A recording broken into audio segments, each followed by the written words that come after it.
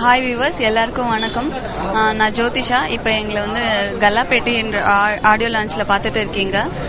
இந்த மூவியில் நான் வந்து செகண்ட் லீட் ரோல் ப்ளே பண்ணியிருக்கேன். மெயினாக வந்து ரோசின் ஜூலி பண்ணியிருக்காங்க அண்ட் ஹீரோ அஸ்வின் பாலாஜி. ராசிபுரத்தில் உருவான கல்லாப்பட்டி என்ற படத்தை உருவாக்கிய வகையில் அடியன நானும் ஒருவன். 5 புடிசரை உருவாக்கி அது கல்லாப்பட்டி என்ற படம் தலைப்பிட்டு ராசிபுரம், நாமக்கல், சேலம் மாவட்டம் அனைத்து பகுதிகளிலும் பாண்டிச்சேரி போன்ற இடங்களெல்லாம் படப்பிடிப்பு நடைபெற்று இன்று இசை விளையாட்டு விழா நடைபெறுகிறது. இதில் காமெடி நடிகனாக பிளாக் பாண்டியனோடு நான் நடித்துள்ளேன். என் பேர் அஸ்வின் பாலாஜி. இந்த கல்லாப்பட்டி படத்தோட ஃபர்ஸ்ட் டைம் ஹீரோவா பண்ணிட்டு இருக்கேன். பாக்கெட்ல காசு இல்லாட்ட கூட லட்சங்களையும் கோடிகளும் வரும் கமிஷன் வரும், அங்கே அவ்வளோ கமிஷன் வருது, இங்கே இவ்வளோ கமிஷன் வருதுன்னு பேசிட்டு இருக்க ஒரு இப்படியே வாழ்ந்துகிட்டு இருக்கிற ஒரு கேரக்டர். என்னோட சேர்ந்து பிளாக் பாண்டி அவரும் சேர்ந்து காமெடி பண்ணியிருக்கோம். நாங்கள் பண்ண காமெடிகள் நல்லா இருக்கும். நான் முதல் முறையாக இயக்குனர் அறிமுகமாகறேன் ராரா. அஸ்வின் பாலாஜி, ரோசின் ஜாலி முதல் முறையாக ஹீரோயினாக அறிமுகமாகறாங்க. And black Pandi, Namo Narayanan, Krishnamurthy, S Meenakshi, Jayaprakash sir எல்லாம் ஆக்ட் பண்ணியிருக்கிறாங்க. சபேஷ் முரளி இசையமைப்பில் 5 பாடல் மிக வித்தியாசமாக வந்திருக்கு. ஒரு பாடல் மிக வித்தியாசமாக முயற்சி பண்ணியிருக்கோம். இந்துஸ்தானி மியூசிக் பேக்கப்பில் ஒரு கூத்து மிக்ஸ் பண்ண ஒரு பாட்டு. நாம் முத்துக்குமார் எல்லா லிரிக்ஸும் எழுதியிருக்கிறாரு. ரொம்ப நாளாக வந்திருக்கு. ஜி செல்வகுமார் முதல் முறையாக கேமராமேனாக அறிமுகமாகறாரு. சினிமான்றது ரொம்ப ஈஸியான ஒரு விஷயம் கிடையாது. ஒரு சாராருக்கு அது ரொம்ப ஈஸியா இருக்கு. ஒரு சின்ன ஒரு 5D 7D கேமரா எடுத்துக்கிட்டு போய் ஏதோ ஒன்று எடுத்துடலாம்னு நினைக்கிறாங்க. அது கிடையாது. நீங்க எடுப்பது ரொம்ப ஈஸி, ஆனால் அதை எடுத்து வெளியிடுவது வந்து ஒரு பெரிய பிரசவம் மாதிரி அது.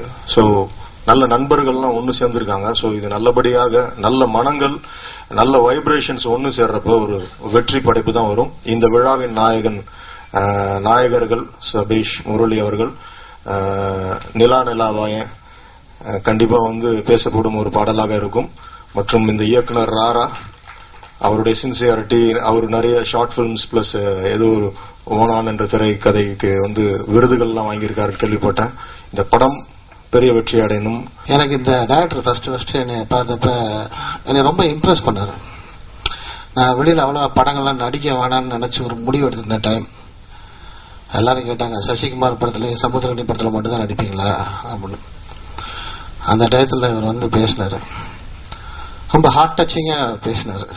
ஒரு ½ அன் ஹவர்ல கேப்சர் பண்ணிட்டாரு. இதில் நடிக்க ஆரம்பிச்சு அப்ப நிறைய படம் நடிக்க ஆரம்பிச்சேன் நான். அதனால வந்து நான் இங்க நிக்கிறேன்னாக்கா அது காரணம் டைரக்டர் ராரா. அவருக்கு பெரிய தேங்க்ஸ். எனக்கு பொறாமையா இருக்கு. இப்போ எனக்கு பொறாமையா இருக்கு. நான் வந்த காலத்துல அப்படி என்ன வரவேற்கிறதுக்கு கொஞ்சம் தயங்கினார்கள். கொஞ்சம் காலம் கடந்து நிறைய படங்களை எடுத்துத்தான் அவர்களுடைய இதுல நான் வந்தேன். அப்படிப்பட்ட நிலையில் இன்றைக்கு யார் புது இளைஞர்கள் வந்து புது திறமைசாலிகள் வரும்போது உடனே வரவேற்பு கிடைக்கிறது என்பது மிகவும் மகிழ்ச்சியாக இருக்கிறது. அதனால மிக குறுகிய காலத்துல சீக்கிரமாக படங்கள் எடுக்க வேண்டும். ரொம்ப கோடிக்கணக்கான ரூபாயில எடுத்துங்கிறதுல மகிழ்ச்சி வர வேண்டாம். நமக்கு ஒரு சின்னதா 2 கோடியில படம் எடுத்துட்டு 1 கோடி ரூபாய் சம்பாதிச்சா கூட போதுங்கிற இந்த போதும் என்கிற மனதுதான் நமக்கு வேண்டும் என்பதை மட்டும் நான் இங்கே சொல்லிக்கொள்ள ஆசைப்படுகிறேன். இந்த இதில் சம்பந்தப்பட்ட